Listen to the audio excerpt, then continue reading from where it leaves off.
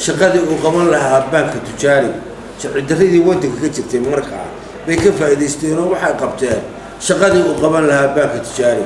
xisaabay fureen aanay xaq u lahayn ama habay bixiyeen aanay xaq u lahayn waxay sameeyeen credit cards bay bixiyeen aanay xaq u lahayn electronic banking bay sameeyeen oo aanay xaq u lahayn waxaas oo dhan waxaa qabtaa waxaa weeye waa shaqadii bunuugta tujaariga لكن ما حيك فايدستين ما حيك فايدستين شرع الدردي وقت جاي وطنك كشفت حق العقد حق بالك العقد هذا قناص صدق حقيقة هذا وحويان يجا في القرية تذكر مشتركة ديما كي يجا بحية وطن أنا بان قناص لها إن مش غير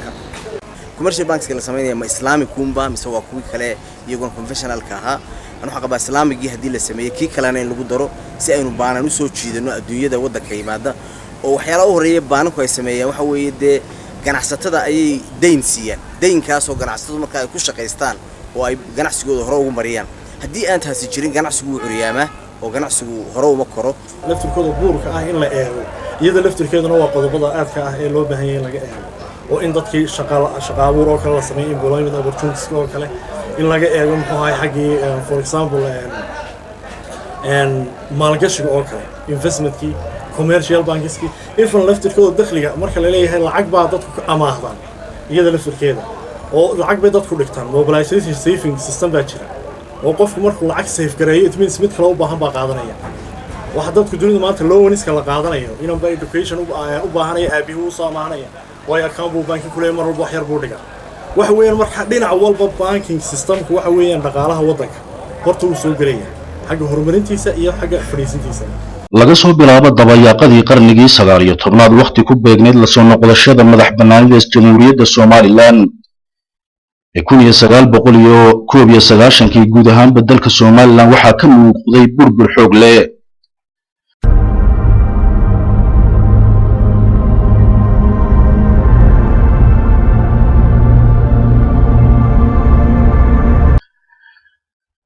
balse shacabka Soomaaliland oo isku tashaday ayaa dadaalo xoog leh oo dhinaca horumarka ay ku tallaabsadeen ayaa waxay aanba qaadeen sidii ay dalkooda u dhisan lahaayeen iyadoo dadaalka xoog galana ay galeen dadkii waddanka dibadda uga baxay oo ka soo qayb qaatay dhismayaasha dhinaca horumarka walow dawladnimada waqtigaasi oo aan cagab badan ku taagneenay ay dadaalkeeda dhinac ka waday oo ay ku mashquulsanayd horumarka nidaamka dawladnimo oo dhidibba adag ku taagan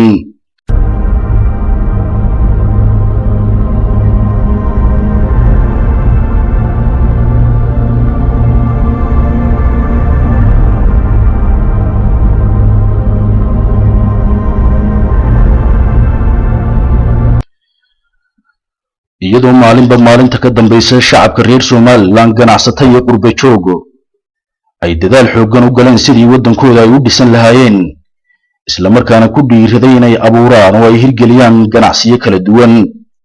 waxa arintaasi barbar socotay dadaalada dhinaca dawladda iyo ku xidhnaanta hay'adaha caalamiga ah ee lagaga qayb qaadanayo horumarka bulshada Soomaaliland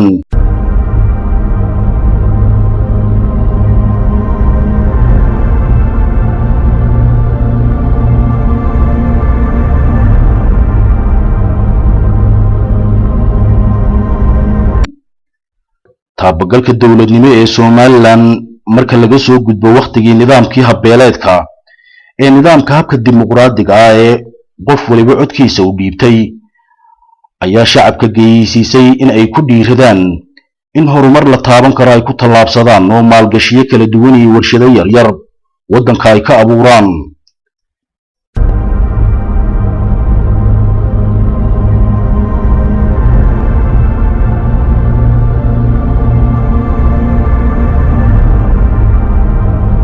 hirgelinta maalgashiga ayaa inta badan ku xidhan ka qayb qaadashada dhinaca xukuumaddu ay ku dhiirigelinaysa muwaadiniinta. bangiyada caalamiga ee waddanka Somaliland laga hirgeliyaa waxa ay ka qayb qaataan dhinaca horumarka maalgashi ee dalka Jamhuuriyadda Somaliland, waxaana ay bulshada danyarta iyo kuwa hantiilayaashaaba ku dhiirigeliyaan in ay horumar ku tallaabsadaan, gaar ahaan baahiyahooda kala duwan ee dhinaca ganacsiga. banka ganacsigu faa'iidooyin fara badan ayuu yeelanayaa waddanka. waxaa ka mid ah waxa weeye shaqo abuuraya oo dad fara badan baa shaqo ka helaya. dabeetana wuxuu kaloo kordhinayaa waxa weeye dhaqaalaha waddanka ayaa koboc ku dhacaya. dadkiiba waxay u helayaan waxay maalgelin bay helayaan. markay maalgelin lahaana waxa weeye baac mushtarigii baa ballaaranaya. marka baac mushtarigu ballaadho dhaqaalihii baa koraya oo dabeetana saameyn weyn ayuu ku yeelanayaa caam ahaan dhaqaalaha waddanka. marka waa wax aad iyo aad loogu baahan yahay banka bunuugta ganacsiga. waa waxa keena waxa la yiraahdo tijaarada caalamiga ah ee marka bunuug ganacsi ay jirto bunuug kale oo adduunyada bay ku xidhan yihiin. marka tashiil waxay sameynaysaa sahlaysaa sidii ay ula baac mushtaran lahayn adduunyada kalena way keenaysaa. marka aad iyo aad bay muhiim u tahay. dhaqaale kasta oo adduunyada jira waxa kobciyaaya keena ee meel mariya waxa weeye qidaaca la yiraahdo private sector. baanakuna waxay ka bari yihiin qaybta la yiraahdo private sector. bangiga caalamiga ee ganacsiga iyo warshadaynta ee badda cas ee PCI waa bangiga xaruntiisa ugu weyn ku taala waddanka Faransiiska, waxaana xarun weyn ku leeyahay waddanka Djibouti, taasoo qaabilsan guud ahaan Geeska Afrika. sanadkii 2009 ayaa uu xarun ka furtay gudaha Somaliland, taasi oo si dadban uga hawlgashay. French Bank saldhigiisu yahay magaalada Paris waddanka Faransiiska. xarun weyn ku leeyahay Djibouti oo xaruntaas oo ka hawlgashay Geeska Afrika. Saad Muuse Jaamac waa maareeyaha guud ee bangiga PCI xaruntiisa magaalada Hargeysa, waxaana jira tallaabooyin horumarineed oo dhinaca horumarinta ganacsiga oo bangigani uga fuliyay gudaha Somaliland muddo 4 sano oo ka shaqeynayay Somaliland. mashaariicdii loo hirgeliyay 4 sano joogno warshada Coca ee SBI waxa kamid ah maxay ahaydeen qalabintii iyo soo iibsanayay Somtel. waxa kale kamid ah maxay ahaydeen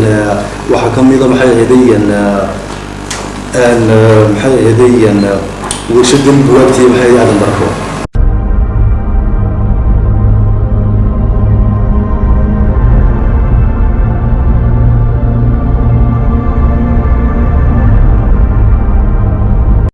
golaha wakiilada Somaliland waa golaha sharci dejinta u qaabilsan Somaliland ayaa markii ugu horeysay waxa uu ansixiyay xeerka bangiyada Islaamiga dhaqangalka xeerkan oo aan weli hirgelin oo aanay iman fursado ay ku shaqeeyaan bangiyada Islaamiga ayaa haddana waxaa jira caqabad hortaagan in waddanka laga hirgeliyo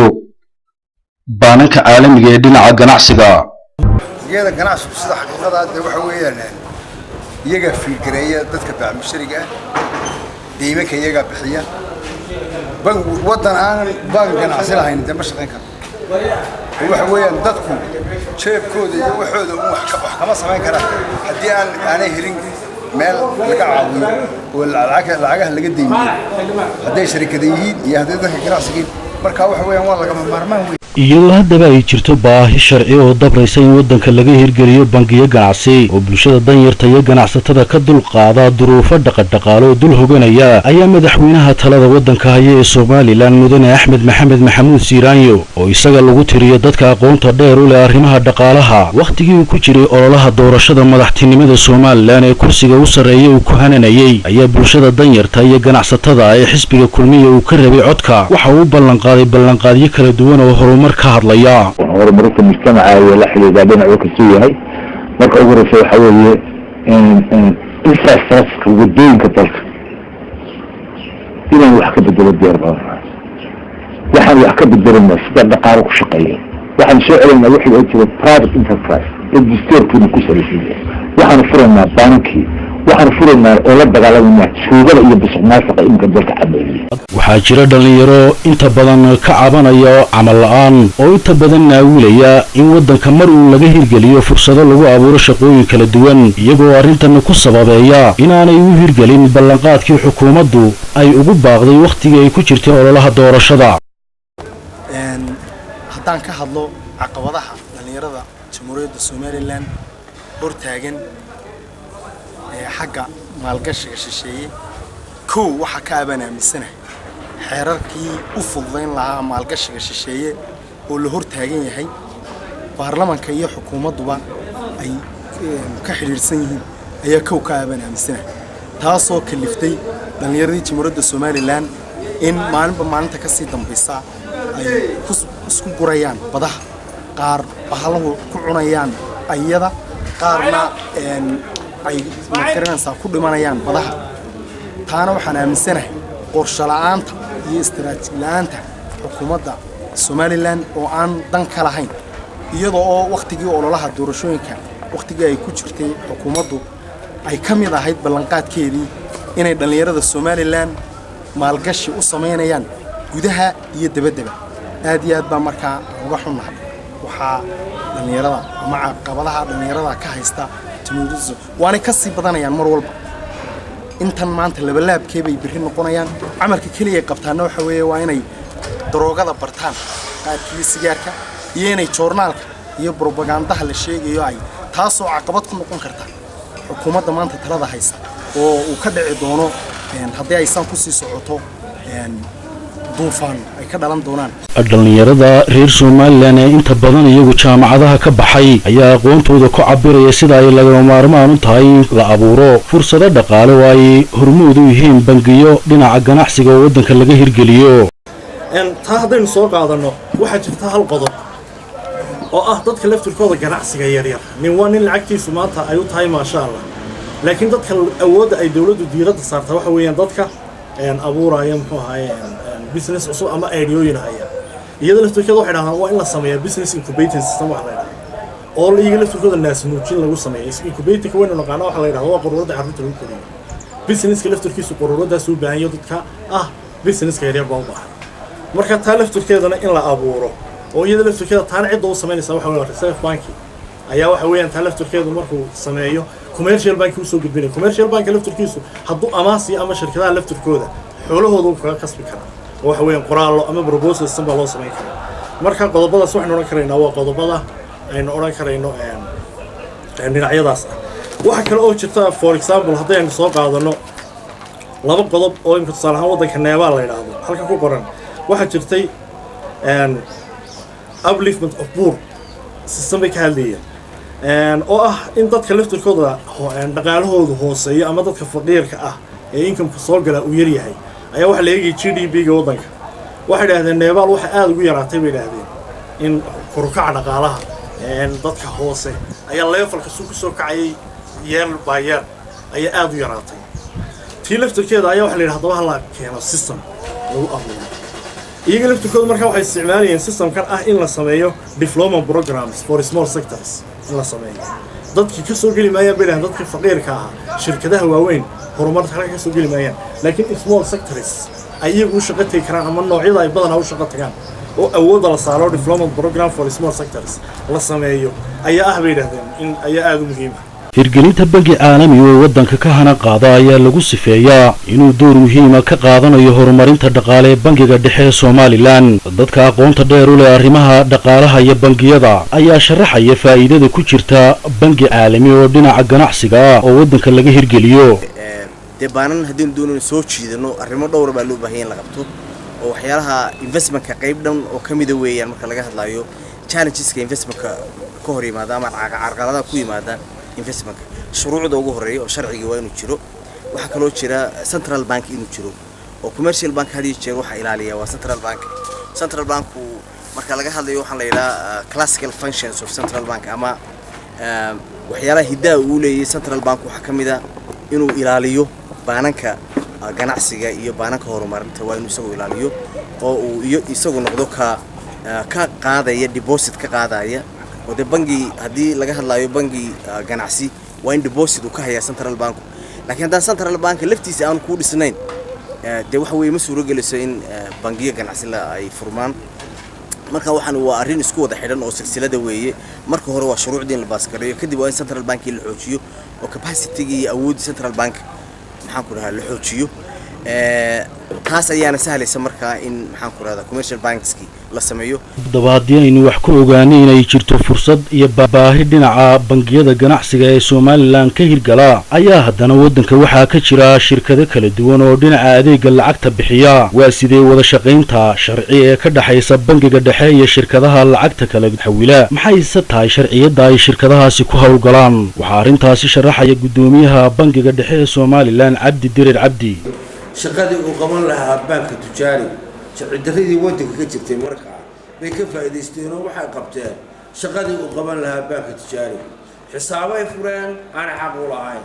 ama habay bixiyeen aan xaq u lahayn waxay sameeyeen credit cards bay bixiyeen aan xaq u lahayn electronic banking bay sameeyeen aan xaq u lahayn waxaas oo dhan waxa qabtaa waxa weeye waa shaqadii buruugta tujaariga laakiin maxay ka faa'iideysteen waxay ka faa'iideysteen sharci daradii waqtiga wadanka ka jirtay xagga lacagta iyo xagga maalka iyo lacagta waana talagu shaqeynaya waxa laga doonayay inuu ku ekaado inuu bedelo lacag qalaad oo uu ku bedelo Somaliland shillings laakiin intixaadkii uu ka gudbayo wuxuu galay shaqadii buruugta laga filayaa inay lacag bedelaan lacagda ay ka xawilaan halka ilaa مثلا hargeysa ilaa burco taana waanu soo afjaraynaa dood cadaalada dadka maqashii sharcigana dumi ka digtoonaw dad walaaqay noqotee dood cadaalada dadka maqashii sharcigana dumi ka digtoonaw dad walaaqay noqotee